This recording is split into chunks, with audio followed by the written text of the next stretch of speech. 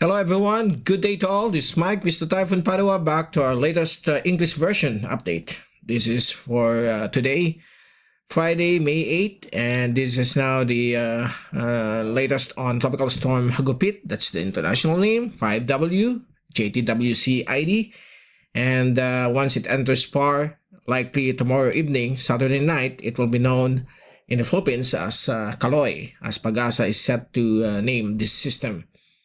And this is brought to you by Typhoon 2000 and Naga College Foundation. We will also like to thank our partners, 𝗗𝗶𝗀𝗶𝗺𝗶 and the local government of Naga City, headed by our Honorable Mayor 𝗗𝗶𝗀𝗶𝗺𝗿 and our Honorable Vice Mayor 𝗗𝗶𝘀𝗵𝗺𝗿. So let's begin with our update. It looks like the forecast of the system is continuing to weaken based on all the reliable computer models as well as the AI-based models. So here's the latest GWAPSAT that we issued last night. Here's Hagupit, and we have here another LPA. This was a weak LPA for the past 12 hours, and it's now 95. Let's see. Okay, let me post this cell phone. It's disturbing us. There's this LPA right now known as 95W. It has been intensifying, but it's likely not to affect any parts of the Asia Pacific. And Hagupit is still moving towards the west-northwest, expected to pass in the vicinity of Yap State, very close to the island of Yap, later tonight. So as of this moment, the storm is currently located here, and it's moving west-northwest. And easterlies will continue to prevail across the eastern sections of the country, particularly over eastern Luzon, Bicol region, Visayas, and Mindanao. There are cloudiness right now affecting Palawan. This was the remnants of LPA 92W, which is bringing some much needed rainfall since they are experiencing some dry conditions as well. Okay, and I'm gonna show to you here the latest on the fast animation from University of Wisconsin Tropical Cyclone page, exclusively for Tropical Storm Hagupit. As of 1 p.m., it's currently here. It looks like the overall structure of the system becoming more ugly, okay, as it moves towards Yap area, and it will pass north of Palau as it enters PAR tomorrow evening. So this system is expected to track towards the west-northwest in this direction, and it's likely to die over this area because of entrainment of dry air. So that's the forecast for the next 3 to 4 days. So the uncertainty decreases, the probability increases. It means that we are now into the next 3 days, which is much blended when it comes to all computer models. Meanwhile, the other LPA, we have here LPA 95W. It's a new one, but no worries. This system is expected to weaken as well in the coming days. And here's the remnants of 92W, bringing lots of thunderstorms across central and southern Palawan. So please take all those precautions, bring rain gear, umbrellas, and keep alert. Always be alert for possible flash floods and landslides when we have strong thunderstorms. Here's another zoom in satellite animation from Windy, and you can see the past 24-hour motion of this tropical storm, and it's really not healthy right now. You can see the spiral bonding is not good, but there are still massive thunderstorms occurring within the core of the system, and it's migrating here to the southeast of the circulation. And here over Mindanao, last night there were thunderstorms over Zamboanga Peninsula, and it's now over Palawan area developing. This was once 92W, bringing some rainfall and thunderstorms across Palawan. The rest of the archipelago, it looks like, are experiencing the void of thunderstorm activities. Okay, so maybe tonight or early this evening, there might be some rain showers, isolated ones, isolated thunderstorms. The heat index in Naga has reached a high of 49 around 11 a.m. Right now, it's currently 2 o'clock in the afternoon. It's around 48 degrees, but the good thing, it's windy. That's why, although it's hot, the breeze that we are experiencing right now lessens the effects of this very high heat index observation. So it's 49, it's the highest. We are going to post at our Facebook page the latest from our weather station to show to you the graph of today's heat index. Okay, and if we take a look now on the latest on the easterly wave infrared satellite loop on tropical storm Hagupit, you can see that the rain conditions, okay, the rainfall amounts over the system is around 50 to 100 millimeters on that red area, while the green one is less than 50 millimeters. So it's really taking a toll. The dry air intrusion and the increasing vertical wind shear to the north is taking a toll on this tropical storm.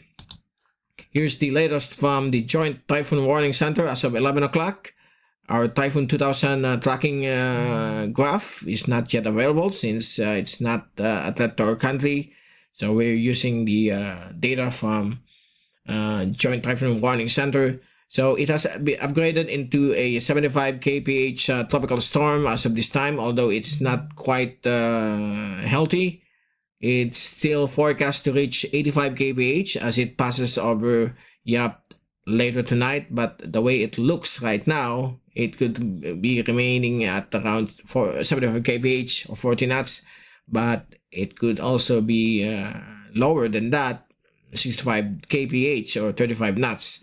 So this will be the forecast track of this tropical storm, and it's likely to enter PAR Saturday evening, tomorrow night, and it's likely for the next 3 to 4 days it will start to dissipate and weaken into a tropical depression, especially on Tuesday. It will become a tropical depression, and on Wednesday morning it will just be a remnant low pressure. So there are some models showing that the cloudiness of the system will reach Bicol region this next weekend, but it's gonna be a part of the usual localized thunderstorms.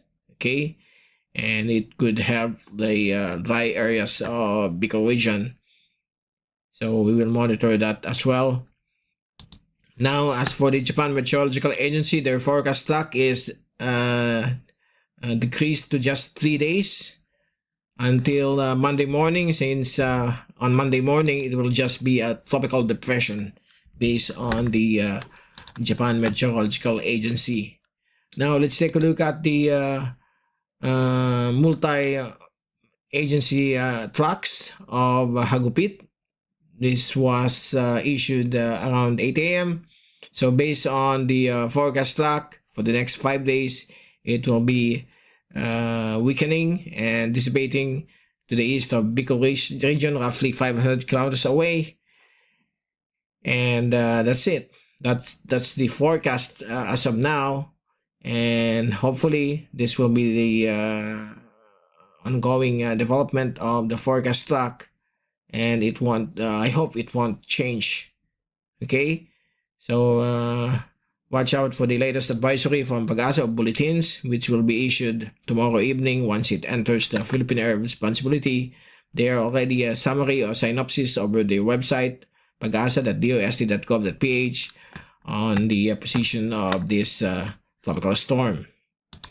Now on the latest on the European model forecast track, as you can see here, no changes. On Tuesday, it will be weakening into a low pressure system. Okay, and the rain bands will not even hit or struck the Bicol region. It will remain over the coastal waters, some 500 or 400 kilometers away. Even the American model, as you can see here, it's moving towards the west-northwest, and it will also weaken into a low pressure area. Now let's take a look on the Google DeepMind tracking. This is the ensemble, and it can be clearly seen here. There has been a major changes on the forecast track of the Google DeepMind, which is a very reliable AI model of Google, and it shows here that the system will be weakening and dissipating into a low pressure area. This will be on Monday, May 11. So it goes the same with all the computer models. And if we look at the latest as of 12 UTC or 8 p.m. last night, okay, you can see here the ensemble. It's far away from the landmass of our country, as well as the deterministic model tracks. That includes the Google DeepMind as well. All of them are suggesting that the system will dissipate over this area. Okay, so what else? The trend. This is all the trend during the past 2 days, and the trend is more to the east. That black one, the orange one, is during the past 2 days. So it's really retreating more back to the east, okay, not closer to the country.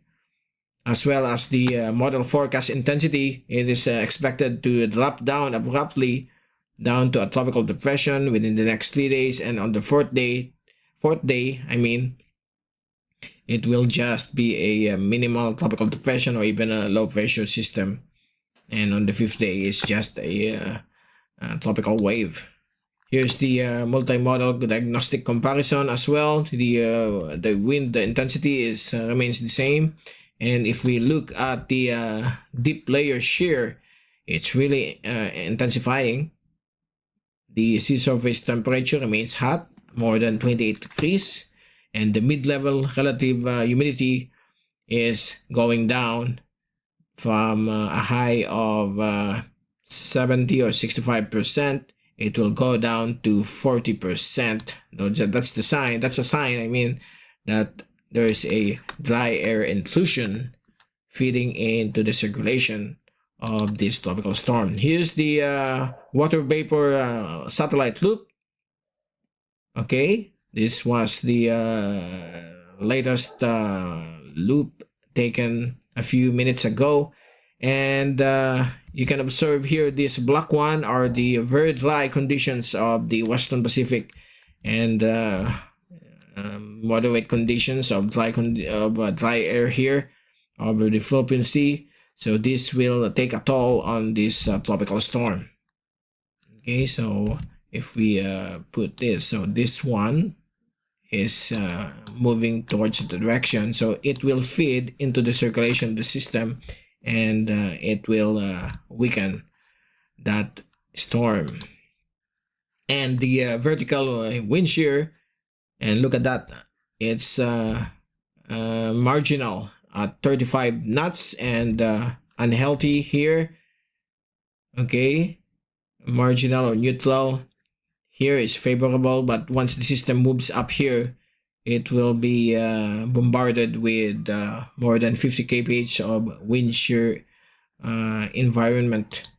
And even the next 24 hours, there's a 5 knot increase of vertical wind shear to the west-northwest of this storm. So if the storm is moving in this direction, it will be having some problems here because the wind shear is quite high. Okay, alongside with the dry air. Now, here's the forecast for the next 3 days until Monday. So the Philippine Islands or the Philippines will remain good, dry conditions with some isolated rain showers and thunderstorms in the afternoon or evening. And you can see the movement of this tropical storm breaking down as it moves across the Philippine Sea. The rain accumulation is abruptly decreasing, and on Tuesday and Wednesday, it's just a remnant of that tropical storm. So that's good news. And we are looking at the remnants moving across Bicol region on Saturday and Sunday.